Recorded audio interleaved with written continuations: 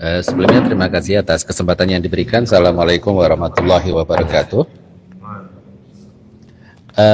Tadi sempat disinggung tentang perbincangan antara Khadijah Rasulullah pada saat awal-awal kenabian dengan kakak sepupu dari Bunda Khadijah, yaitu Waraqah ibnu Naufal gitu ya. Nah, yang rata-rata orang Nasrani yang mengimani bahkan menanti-nantikan kedatangan Rasulullah ini kan ini juga menyatakan keinginannya dan kesiapannya untuk membantu Rasulullah SAW apabila suatu saat nanti menghadapi kendala ketika dalam mendakwahkan Islam seperti itu.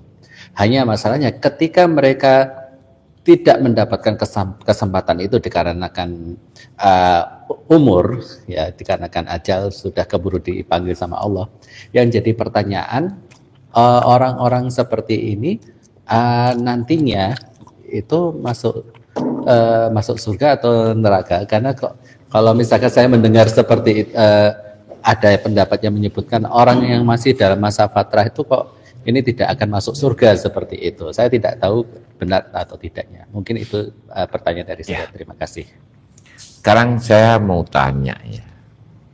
Agama Kristen itu munculnya itu abad berapa?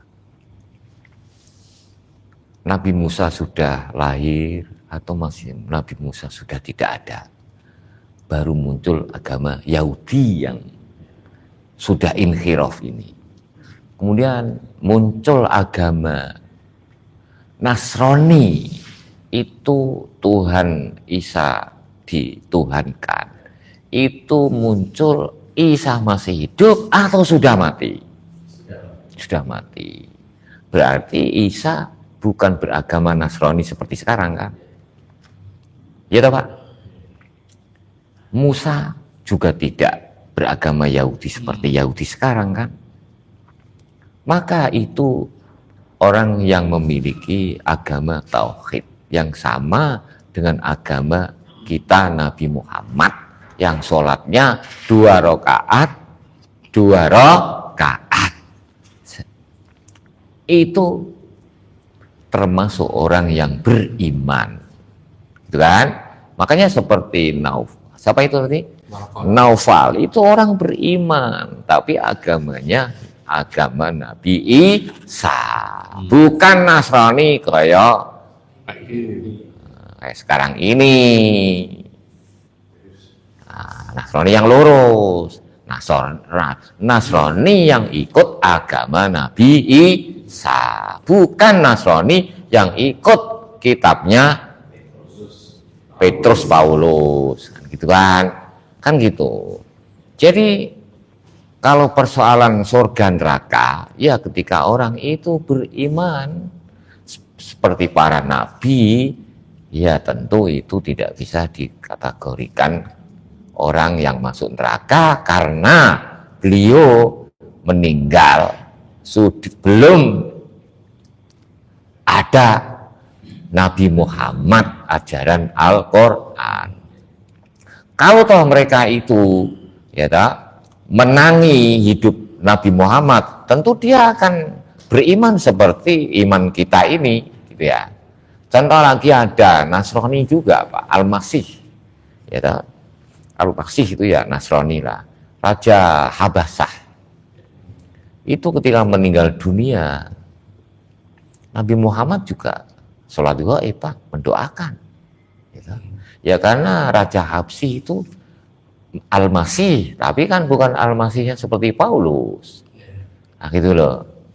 Jadi agama-agama yang sudah menyeleweng itu dimiliki oleh kaum penjajah, Pak. Romawi, Nasrani, ya tentu agama menjadi sebuah alat yang sesuai dengan kepentingan politik. Nah, ya maaf ya, kalau saya perpanjang itu nanti ya agama itu bisa berubah ketika bukan Islam, bukan politik, Islam politik juga ya, tapi tidak boleh Islam dijadikan agama dijadikan alasan gitu loh untuk politik tertentu kan. kan gitu. Seperti itu. Muncul ya, maaf ya, Islam macam-macam lah sekarang ini. Ya. Tentu yang benar yang mana? Yang benar itu satu, yang lain salah. Gitu. Tadi pena yang sudah muncul bukan dari pena yang pertama. Ini penanya manusia ini suka ini. Gitu. Ya, contoh ya, sekarang kalau kita angen-angen, ilmu apapun itu kan muncul dari manusia. Manusia itu munculkan ilmu karena pengetahuan manusia tentang manusia. Ternyata hukum dibuat, Pak. Itu kan untuk keselamatan hidup manusia.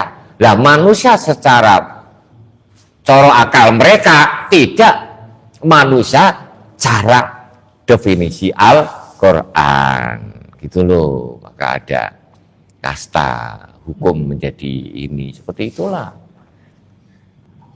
Sama dengan Romawi, ya, memang agama Nasrani, Pak, tapi kan dia juga bukan tauhid, wong menyembah Isa, kan gitu kan? Gitu. Nah tentu agama Islam pun bisa juga seperti sudah menyeleweng, yaitu menjadi menyembah siapa, kan gitu kan? Kan gitu. Kan begitu. Makanya hati-hati. Ya, Nabi Muhammad memang nabi yang paling mulia, yang paling hebat, kekasih Allah dari sekian para nabi, tapi bukan berarti posisinya seperti posisi Isa menurut pandangan orang Kristen. Seperti Ali bin Abi Thalib menurut pandangan Syiah. Seperti Abdul Qadir Jailani, ya, menurut pandangan sebagian orang Islam Sufi.